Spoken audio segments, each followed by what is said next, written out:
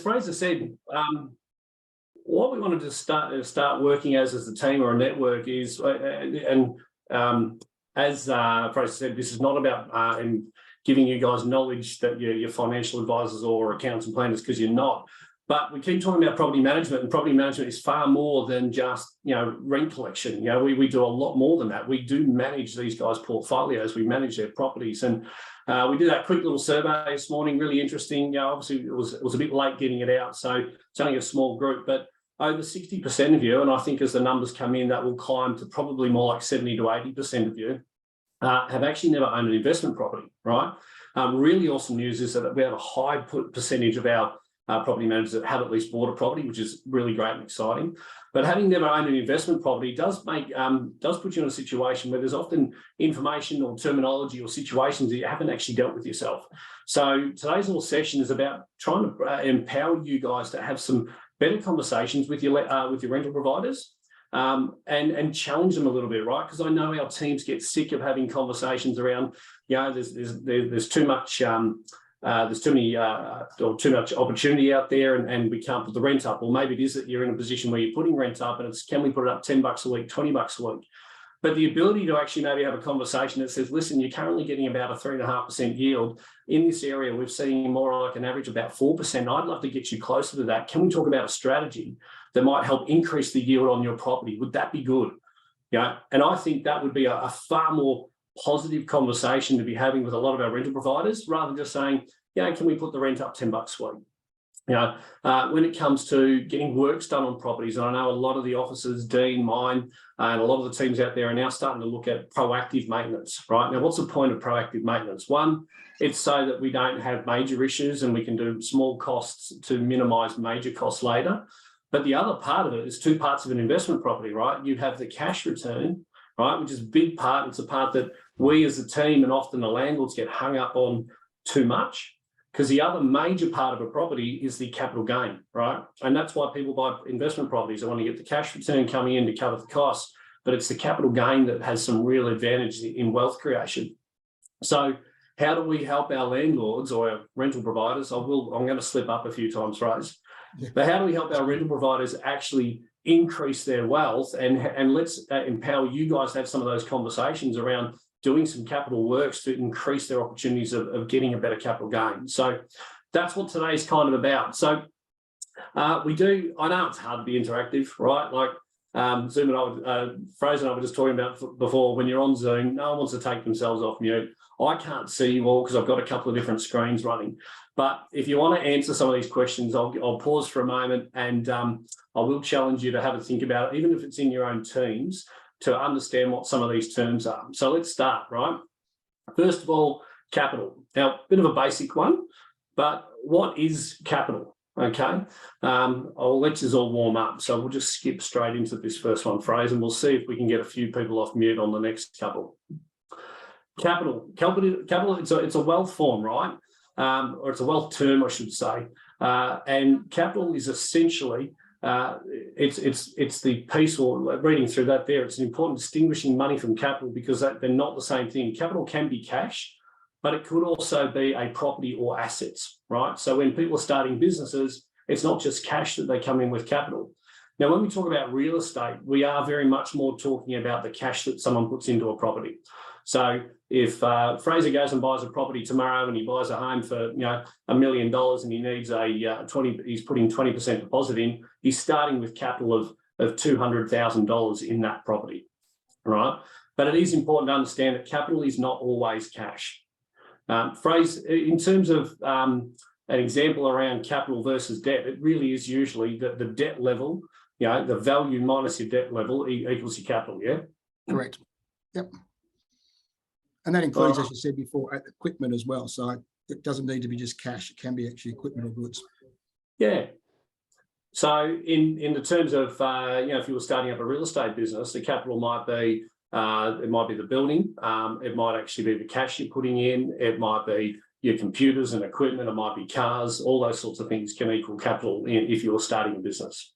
But from a real estate perspective, most of the time we're talking about either the equity that you're starting with or the cash that you're starting with.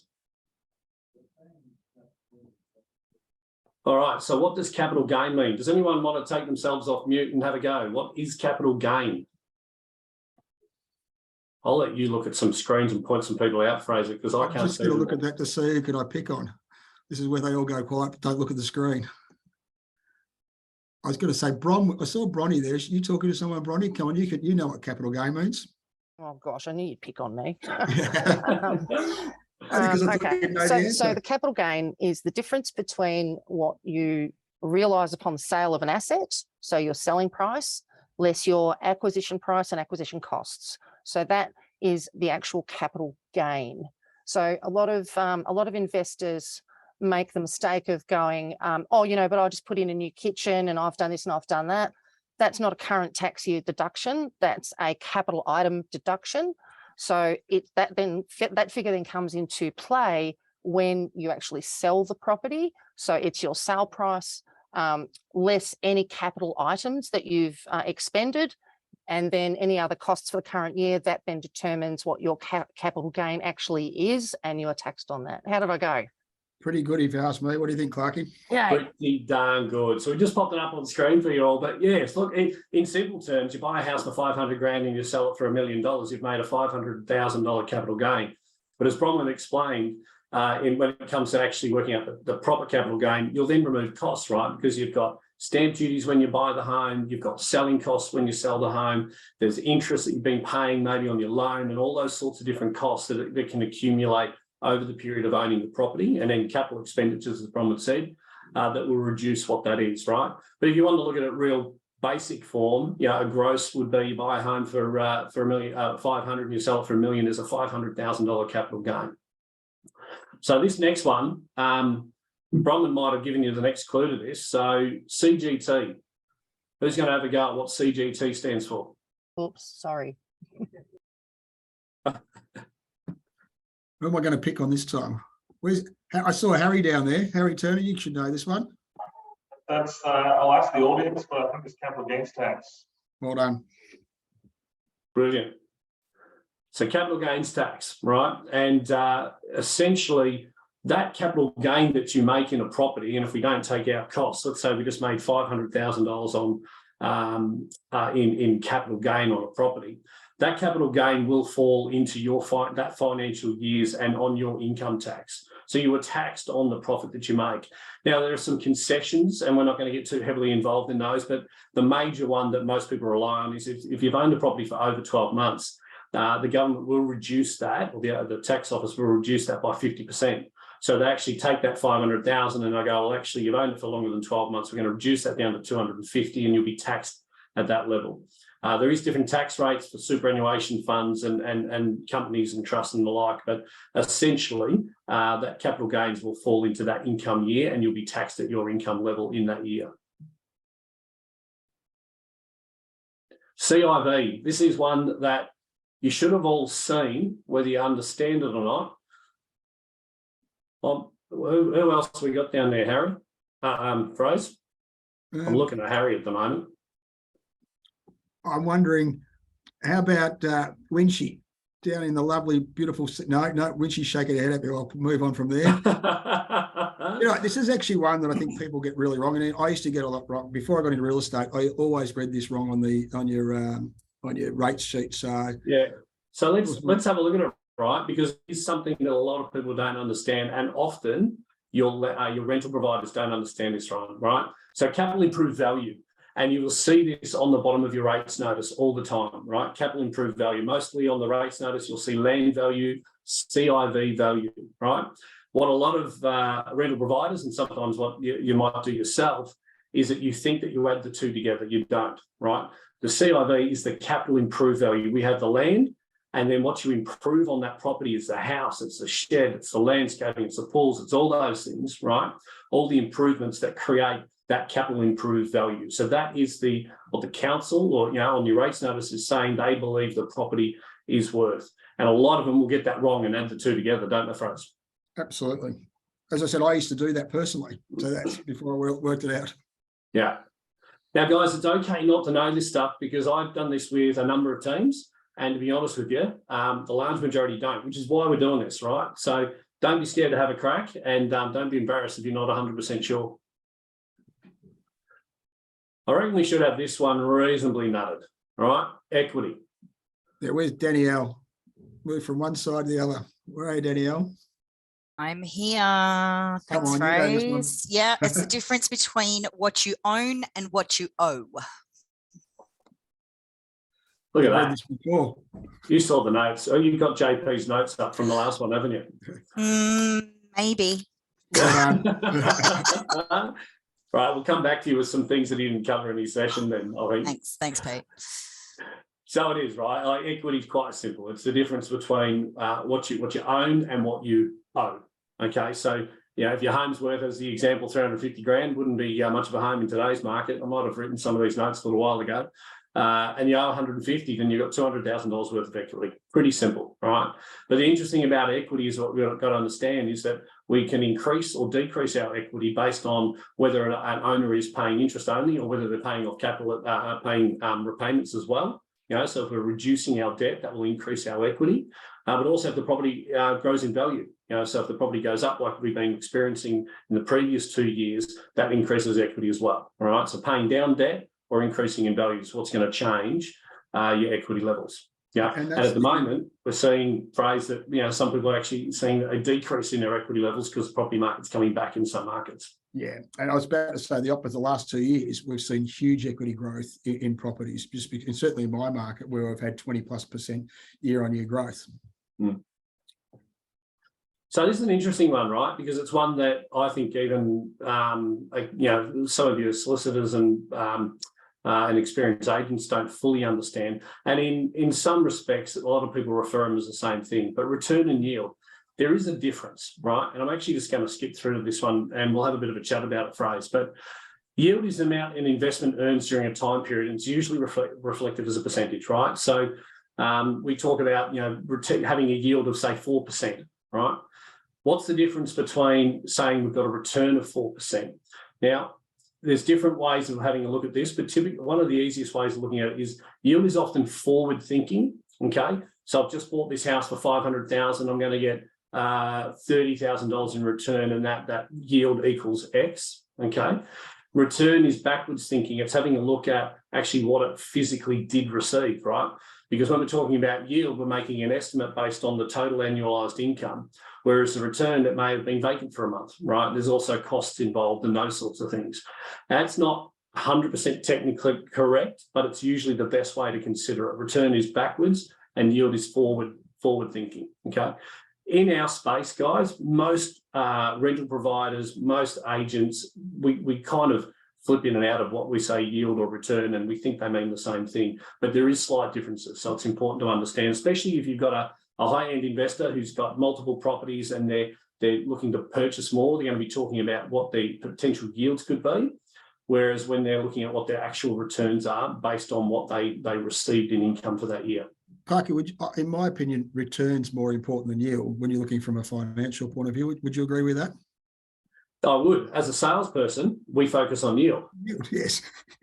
Right, and they're the numbers, and that's important for the property management teams to know, right? As a salesperson, I want to look at, because I want to maximise what this value could be. So I'm not considering the fact that the body corporate rates are high and all those sorts of things. But yes, as an investor, at the end of the year, I want to see what my actual return is. How much is it costing to own that property? What's the maintenance like?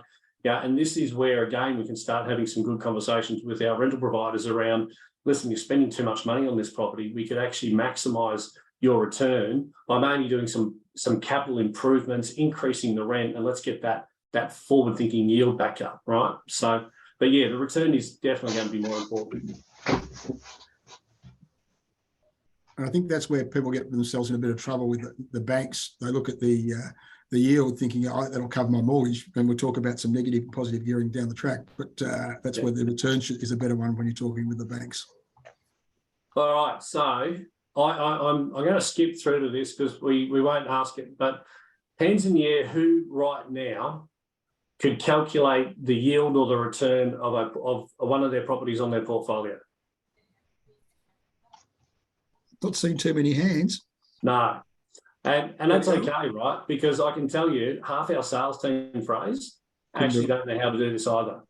But it's actually a really important thing to understand. And what we're going to encourage you guys to do after this is to go and find a couple of the properties that you're managing, properties that have sold maybe recently over the last 6 months, so you can easily either refer to the sales team or jump on Call Logical, Price Finder, find out what they paid for the property, and we want you to calculate what the yield or what the likely return is on these properties. So calculating return, it's a really simple equation. You take the total income, and in this example, $500 a week, roughly $26,000 a year. We divide it by the value of the property, and then we just times it by 100 to get our percentage, okay? If you haven't got that, write that down. We'll actually share this presentation with you afterwards. I'll give this to Jem to distribute to everyone. But write that down, right? Stick that on your little sticky note somewhere. But really important. And it's an important piece when your sales teams are actually trying to pitch properties to the market that you've currently got. Letting them know what that current return or expected yield is going to be is really important.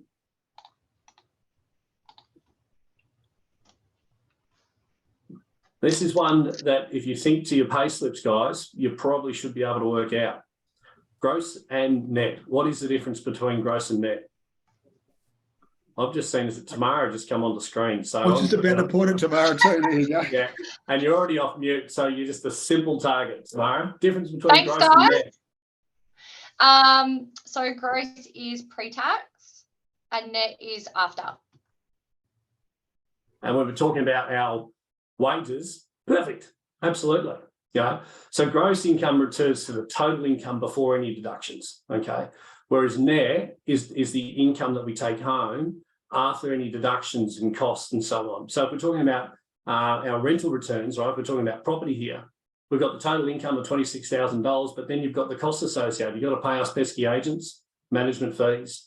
You've got letting fees. You've got rates, right? We've got all those sorts of things. So again, as a salesperson, when we're selling homes, we never talk about net returns. We're always talking about gross returns.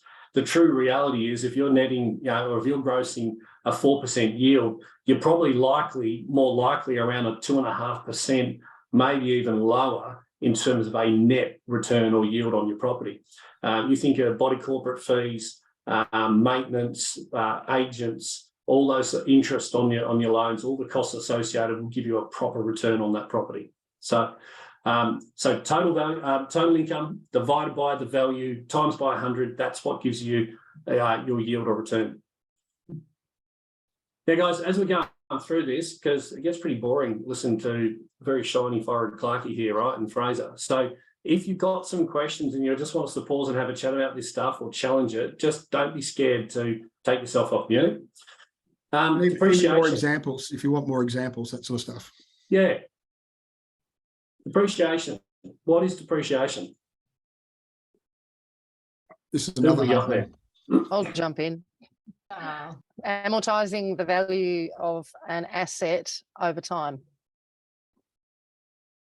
So basically depreciation is you're spreading the cost of an item over a period of time, and the depreciation amount changes year to year and is then treated as a tax deductible expense.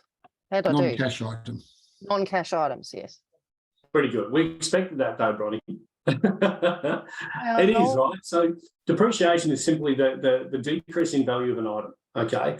And you're right, from a tax depreciation, it's really essential. We are allowed, and we won't go into tax depreciation too much. That's what our partners are for, and people like BMT and all the likes will educate you on that, right? But you can, and as an investor, we're allowed to depreciate certain items at different levels, right? So a dishwasher or an electrical appliance is allowed to be depreciated faster than, say, something like carpets, right? Or maybe painting, and every time someone does, or a rental provider does work to their properties, capital works or maintenance, or they replace an item, that resets the clock on that item. And this is why getting depreciation schedules for your land, your rental providers is really, really crucial. I cannot underestimate it. A lot of people go, the house is, it's old, it's 40 years old, so there's no depreciation left. But if they put a new bathroom in, a new kitchen in, replace a hot water service, all those sorts of things, they can be redepreciated. Okay, so really important. Most of the groups will allow you to get online and use their little calculators and get a bit of an estimate. If you haven't, as a team, if you haven't had the guys come in and give you a rundown on the benefits of getting tax depreciation schedules done, super important. Fraser, who's our preferred supplier for depreciation schedules? It's Mitchell, what Jace put in it? Brantman. Brantman, that's it, yeah. Brandon. Yeah. Thanks, now. Just on depreciation too, it was something that I worked out lately is with VCAT and more of a practical position here is that if you go to VCAT and your rental provider wants to claim damage to carpet, the VCAT, if it's over 8 years, because that's the depreciation on carpet, you won't get it. So it's one thing to know. We don't expect everybody to know every actual depreciation schedule for every item in there, but it's good to actually have an understanding of those so you can actually inform your rental providers before you spend and go to VCAT. Can I throw Tamara Abbott under the bus here, Phrase? Yeah, we were actually having this discussion the other day, and Tamara's put together a presentation on how to calculate depreciation for the purposes of VCAT, which I'm sure everyone would love Tamara to share that with us all. Show of hands.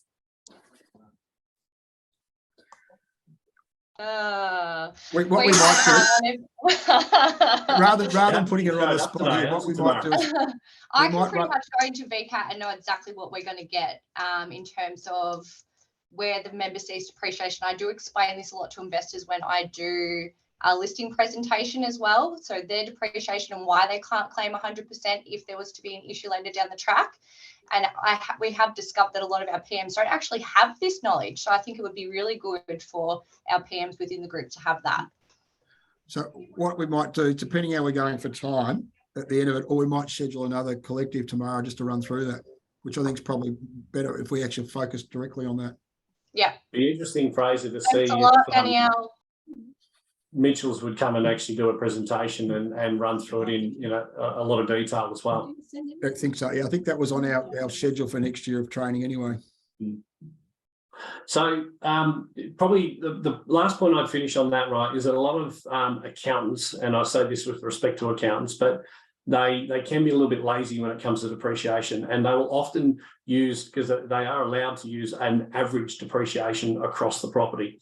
The problem there is that it's not taking into account, as we stated before, that you can write off different or depreciate different items at a much different level. Some things depreciate over 10, 15, 20 years. Other things can be depreciated over 12 months. It can make a massive difference at tax time in terms of reclaiming and getting a better return on your tax for rental providers.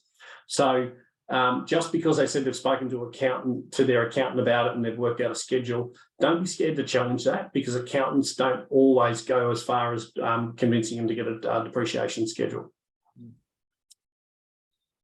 So on that basis, why is that not clicking across? There we go. No, that didn't work. There we go. Appreciation. So depreciation is the decline in the value of an item. Clearly, appreciation is going to be the increase of the value of an item, right? And it's interesting to be aware, right, because a lot of people forget this. They keep talking about our house has gone up in value. Typically speaking, the bricks and mortar don't go up in value. The land is what grows in value. Yeah. And that's why we have land value and CIV value, because the CIV may actually be, or the improved value might be depreciating, but the land value is what's increasing on across real estate. Australia's favourite tax claim, negative gearing. Does anyone want to try and have a go at explaining negative gearing? Well, the Labor government tried a couple of years ago, but they pulled that back out. They tried to remove it, if you remember. They did, and they keep talking about it, but it's here again now. I think if they get rid of it, we'd see a mass exodus of properties on the market. Agreed. Robin, you've taken yourself off mute. You're going to put your hand up for this, are you? Well, I was going to, but yeah. Simple explanation. Negative gearing is where your deductible costs, including depreciation, are higher than your income. So you end up with a net loss. That net loss is then allowable as a tax deduction on your tax returns. So for example, your property might be bringing in $20,000 a year in rent, and you've got interest costs and other property expenses that exceed that 20,000, that's how you determine the negative gearing amount. So that negative amount then gets offset against your normal earnings. So it would be offset against your normal taxable income. So, and you're right. I think if any of the governments want to abolish negative gearing, we're going to end up with a housing crisis 10 times worse than what we're currently facing. So negative gearing is actually losing money, right? But why it's an advantage to a lot of people in good tax positions or with high incomes is that we can take that loss and write it off against our taxable income. Okay. Now, the example that we've given you just there is not 100% technically correct, but it's just to give you a bit of an idea, right? So in other words, if there is a shortfall between the cost or the expenses of owning a property versus the income, if it costs us $40,000 a year to own that property in interest and in maintenance and in agents' fees, but we only receive $26,000 in income, we've just had a $14,000 loss. And as Bronwyn explained, we can actually take that loss and we can use it to reduce our taxable income. Okay, so it's a great tax benefit. The reality is until we see until we see a further decrease in property values or an increase in rents, a large portion of the properties in Australia are negatively geared. Obviously, it depends on your debt levels, etc., as well. So that will depend on whether you are personally negatively geared. But we are starting to get back with the increase in rents to a more neutral territory. Okay, so if negative gearing is losing money, and we haven't provided examples, Fraser, I didn't go back and fix that, but very clearly positive gearing is when the income exceeds the cost of owning that property. So now we've got the cost of the property is $40,000, but we were receiving $45,000 in income on that property. That would be positively geared. Okay.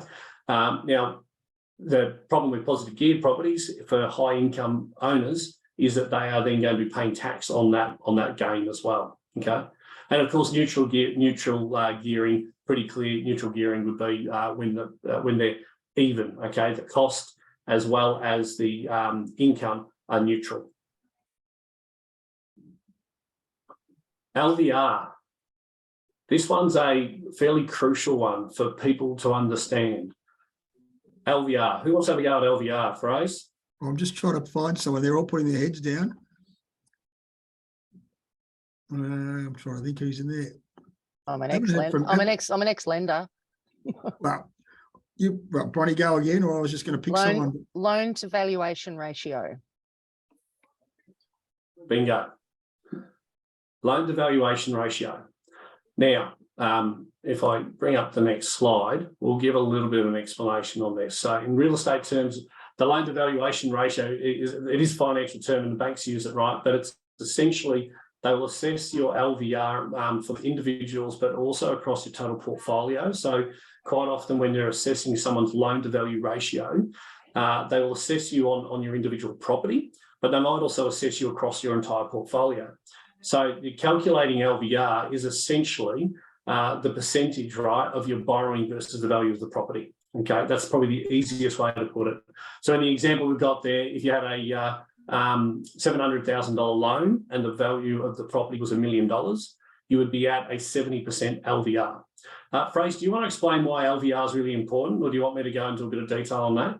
Happy for you to, but it's more for your lending type of things. That's where I see the importance. And, when I look at a rent roll side of things, when you're trying to buy, what value will the banks lend you the money is a good investment for the banks? Yeah, so essentially what the banks are looking at is they're looking at your total debts versus your total equity, okay? And they will loan and borrow to different people at different levels, right, based on LVR, and also different zonings. They will loan differently as well. So if you've got a heavy commercial portfolio, they want you at a lower LVR than residential, okay? And, when we went through the banking crisis back in 2019, things shifted there a little bit, right? So for a while, the banks were purely focused on equity. They didn't really care what your income was. They were purely looking at your LVR. So as long as you had a fairly low LVR, they were giving you lots of cash. They didn't care. They were handing it out hand over fist. When the Royal Commission came in, things changed, right? And they started going, hang on a minute, they had this sort of little brainwave. They realised that just because you've got strong equity does not mean you can necessarily afford to pay back the extra loans. And as soon as markets change, as soon as like what we're going through at the moment, maybe a slight decrease, all of a sudden the banks can get into a panic if they haven't considered your ability to pay back the loans. So banks go through different, different cycles when they're worried about your ability to repay the loan versus where they're worried about more your equity, okay? And at the moment, again, and Fraser can chime in, but certainly what we're hearing and seeing, speaking to the financial institutions, they are far more focused on your income, your ability to pay back the loan versus your equity.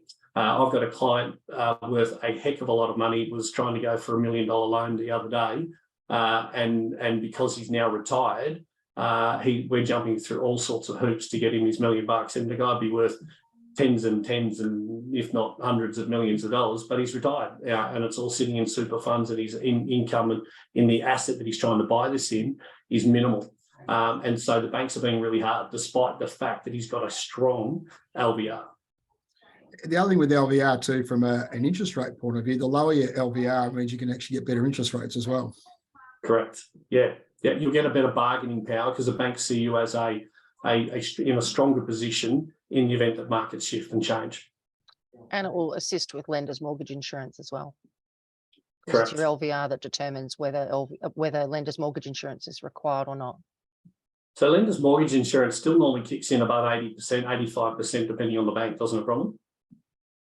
Yeah, that's about right. Some of them are going a bit more conservative now. And there's a few other different variables, but yeah, generally speaking, it's about 80% for the majority of the lenders. Yeah. Very good. So, unless there was something else we wanted to chime over, it was probably over to you guys for some questions on all of that. I haven't looked at the chat bar. Is there any questions in the chat bar at all? No, just Tamara pulling me up saying that it's 10 years, not 8. Well done, Tamara. Mate, if you stop sharing your screen for a second, you might take yourself off mute. Sorry. You're going to say, Clark, if you stop sharing your screen, we may be able to see everybody on the one place. And done. Let me do that. Hands are going up. There we go. Just while we've got everyone, just getting back to that depreciation, show of hands if everybody would love to see and learn more about what Tamara's talking about, depreciation schedules. I think that's pretty resounding, yes. That is pretty conclusive. So we might look to schedule one early next year as well. Is there any other questions? I think that's a fantastic. Hopefully you've all learned something from that. And what was great, and for me, when I read that, it was it's put back into layman's terms so I can understand it, which I think is really easy, because if I start to read some of those technical terms, I get a bit bored or tired or fall asleep. This way, I think it was a lot easier language for us to learn as well and understand. Yeah, and I think, as we said at the start, Fraser, this is just about trying to empower you guys to start having some better conversations with your owners. We are a young company, like we're a lot of youth in our property management teams. And so sometimes that can be a little bit daunting. But if you guys understand what their yields are, what their returns are, if you can speak to them about doing some capital projects that might actually increase their return or the yield on their property, right? And actually understand, the fact that I believe a lot of our rental providers lose focus on the fact that most of their value add in buying a property comes from capital gain. It's not the $400, $500 a week in rent. It's actually how much that property will increase in value over time, where the major value lies, right? So having an ability to have some conversations to focus with our rental providers that, doing some proactive maintenance is actually going to help increase your net yield when you go to sell this property.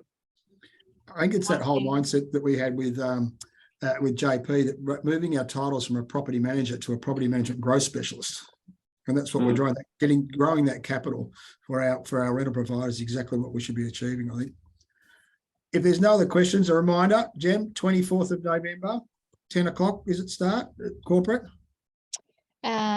Let me quickly check. So I've got the right information. We'll get all that out to you anyway, but please block that at your diaries now. It'll be a great finishing off the year session, and with a lunch afterwards to get together. And I think one of the important things when we do that, rather than sit in your own groups in your own offices, let's try and network, because I think you learn a lot more when you talk to other people as well. And I certainly, for me, being involved in the council, my knowledge in property management has grown infinitely, which has been great. Yeah, 10:30 to 2. It should be in everyone's diary. So if it isn't, just let either myself or Michelle Sayers know, and we'll make sure that you've got all the information for it. All right, we might wrap that up. Thanks, Jim. Peter, thank you so much, mate. I know it's a great presentation, and I've learned a lot and refreshing myself in there. Guys, enjoy the rest of your day. Enjoy the sunshine while it's still there, because I think tomorrow is looking doom and gloom again. And look forward to seeing you all on the 24th of November. Absolutely. Thanks, Fraser. Thanks, everybody. Talk to you soon. Thank you. Thanks, guys.